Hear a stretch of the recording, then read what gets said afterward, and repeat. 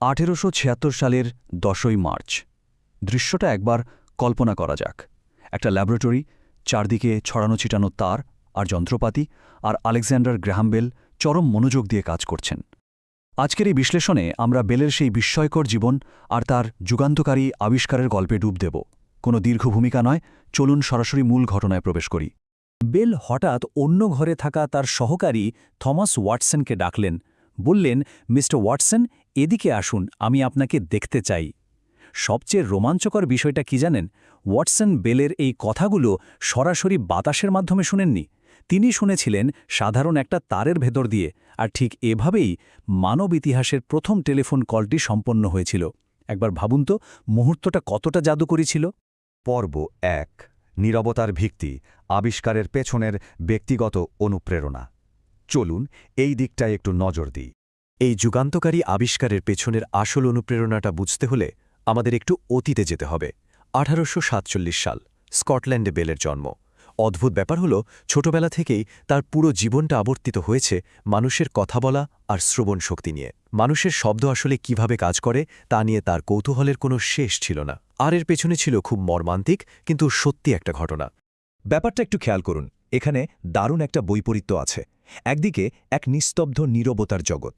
বেলের মা এবং স্ত্রী দুজনেই ছিলেন বধির, মানে জীবনের সবচেয়ে কাছের দুজন মানুষই শব্দের দুনিয়া থেকে সম্পূর্ণ বিচ্ছিন্ন।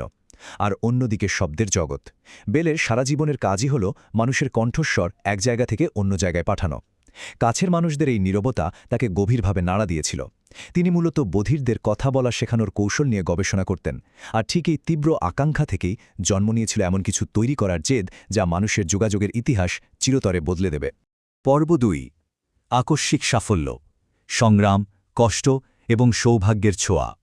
বিশ্বকে বদলে দেওয়া এই আবিষ্কারের পথটা কিন্তু মোটেও মসৃণ ছিল না। চরম দারিদ্র্য, অসংখ্য নির্ঘুম রাত, সব পেরিয়ে কিভাবে এই সাফল্য এলো তার একটা চমৎকার ধারাবাহিকতা আছে। এই যেমন ধরুন, 1847 সালে জন্ম নেওয়ার পর যৌবনে তিনি নিজেকে সঁপে দিলেন বধিরদের শিক্ষাদানে। এরপর 1870-এর দশকের মাঝামাঝি সময়ে তিনি হারমোনিক টেলিগ্রাফ নিয়ে পরীক্ষা নিরীক্ষা শুরু করেন।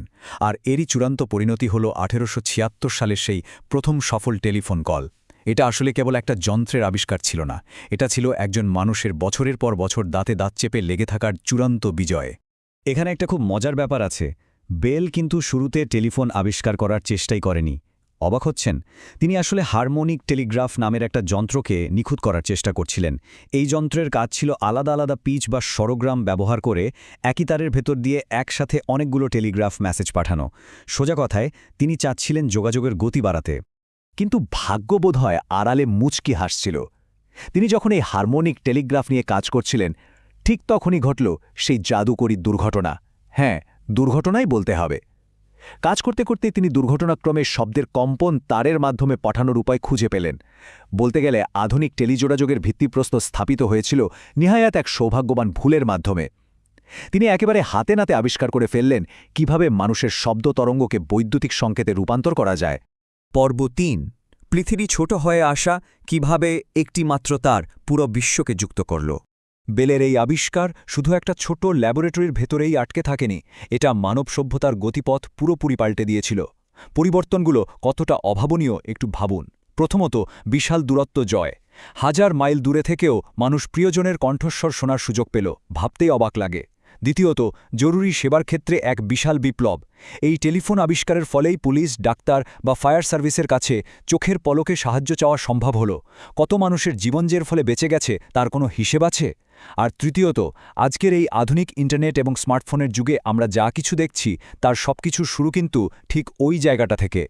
আজ আমাদের হাতে হাতে যে স্মার্টফোন, যে দ্রুতগতির ইন্টারনেট সংযোগ, এগুলো ছাড়া এক মুহূর্ত চলাও এখন প্রায় অসম্ভব। কিন্তু এর সবকিছুর নাড়ের টান লুকিয়ে আছে 1876 সালের সেই ছোট ল্যাবরেটরিতে করা বেলের সাধারণ একটি পরীক্ষার মধ্যে। আধুনিক ডিজিটাল যুগের বিশাল এই ইমারতটাই আসলে দাঁড়িয়ে আছে বেলের সেই সাধারণ তারটির উপর ভিত্তি করে। পর্ব 4, খোলা দরজা, বেলের দার্শনিক উত্তরাধিকার। যন্ত্র এবং প্রযুক্তির বাইরেও গ্র্যাহাম বেলের জীবনের খুব সুন্দর একটা দিক আছে। তিনি চমৎকার একটা কথা বলতেন। তিনি বলতেন, একটি দরজা বন্ধ হলে অন্যটি খুলে যায়, কিন্তু আমরা প্রায়ই বন্ধ দরজার দিকে এতক্ষণ তাকিয়ে থাকি যে নতুন যেটি খুলেছে তা দেখতেই পাই না। কি অসাধারণ একটা দৃষ্টিভঙ্গি! এই কথাটা আমাদের মনে করিয়ে দেয় যে জীবনে আসলে সুযোগের কোনো অভাব নেই। বেলের নিজের জীবনেও তো ঠিক তাই ঘটেছিল। হারমোনিক টেলিগ্রাফ যখন পুরোপুরি কাজ করছিল না, তখন তিনি হতাশ হয়ে বসে থাকেননি, বরং তিনি নতুন এক সম্ভাবনার দিকে নজর দিয়েছিলেন। প্রয়োজন কেবল সঠিক লক্ষ্য স্থির করা আর বন্ধ দরজার সামনে দাঁড়িয়ে আক্ষেপ না করে নতুন সুযোগগুলো খুঁজে বের করা। আলেকজান্ডার গ্রাহাম বেলের এই দর্শন আজ হয়তো আগের চেয়েও অনেক বেশি প্রাসঙ্গিক। আধুনিক প্রযুক্তি যখন অবিশ্বাস্য দ্রুতগতিতে ক্রমাগত বিকশিত হচ্ছে, তখন মানব যোগাযোগের ক্ষেত্রে আজ আমাদের সামনে নতুন কোন দরজাগুলো খুলে যাচ্ছে? আর্টিফিশিয়াল ইন্টেলিজেন্স বা নতুন প্রজন্মের টেকনোলজিগুলো কি আগামী দিনে যোগাযোগের ধরনকে বেলের সেই টেলিফোনের মতোই আমূল বদলে দেবে? একটু ভাবনার এই খোরাকটি রেখেই আমাদের আজকের বিশ্লেষণটি এখানেই শেষ করছি। নতুন কোনো বিষয় নিয়ে আবারও কথা হবে। ততক্ষণ পর্যন্ত চলতে থাকুক শেখা আর নতুন দরজাগুলোর খোঁজ।